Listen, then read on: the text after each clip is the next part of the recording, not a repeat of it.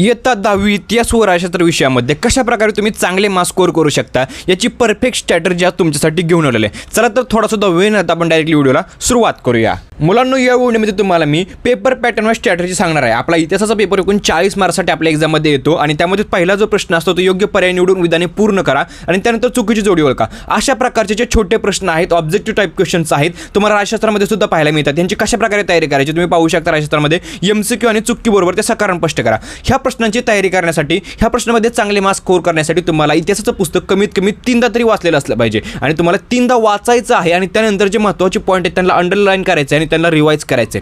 जर हे तुम्हाला जास्त वाटत असेल, तुम्हाला एक आयडिया सांगून देतो. आपल्या यूट्यूब चॅनलवरती इतिहास व राज्यशास्त्राचे कंप्लीट नोट्स अवेलेबल आहेत. त्या व्हिडिओची लिंक मी डिस्क्रिप्शन बॉक्समध्ये देईल. त्या नोट्स तुम्ही डाउनलोड करा आणि त्या नोट्स तुम्ही रिवाईज केल्या तर तुम्हाला मित्रांनो हे जे प्रश्न आहेत ते तुम्हाला खूप सोपे जातील आणि तुम्ही यामध्ये इझिली मार्क्स स्कोर करू शकता. मित्रांनो, हे झाले ऑब्जेक्टिव्ह टाईप क्वेश्चनसाठी. त्यानंतर आपला जो प्रश्न क्रमांक दुसरा आहे, ज्यामध्ये तुम्हाला तक्ता पूर्ण करा, संकल्पना चित्र पूर्ण करा, अशा प्रकारचे क्वेश्चन विचारले जातात. तुम्ही इकडे राज्यशास्त्रामध्ये सुद्धा पाहू शकता. तक्ता पूर्ण करा, संकल्पना चित्र पूर्ण करा, अशा प्रकारच्या क्वेश्चनमध्ये तुम्हाला जर चांगले मार्क्स स्कोर करायचे असेल तुम्हाला मित्रांनो प्रॅक्टिसची गरज आहे. आता प्रॅक्टिस कशा प्रकारे करायचे, तुम्हाला काय करायचं आहे, स्वाध्यायमधील जे अशा प्रकारचे क्वेश्चन आहेत ते तुम्हाला ते सॉल्व्ह करायचेच आहेत, ते तुम्हाला परफेक्ट करायचेच आहेत.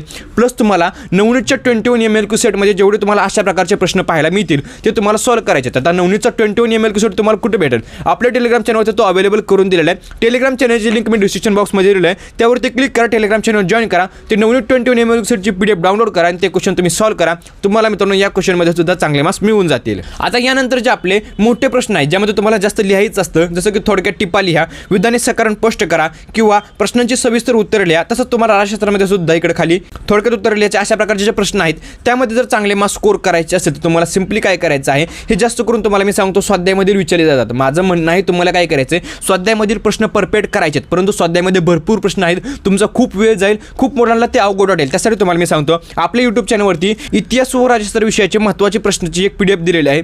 ती PDF डाउनलोड करा आणि महत्त्वाच्या प्रश्नांची तयारी करा आणि त्यानंतर बाकीचे उरलेले जे प्रश्न आहेत ते तुम्ही जर तयारी केली तर मित्रांनो तुम्ही या प्रश्नांमध्ये सुद्धा चांगले मार्क्स स्कोर करू शकता.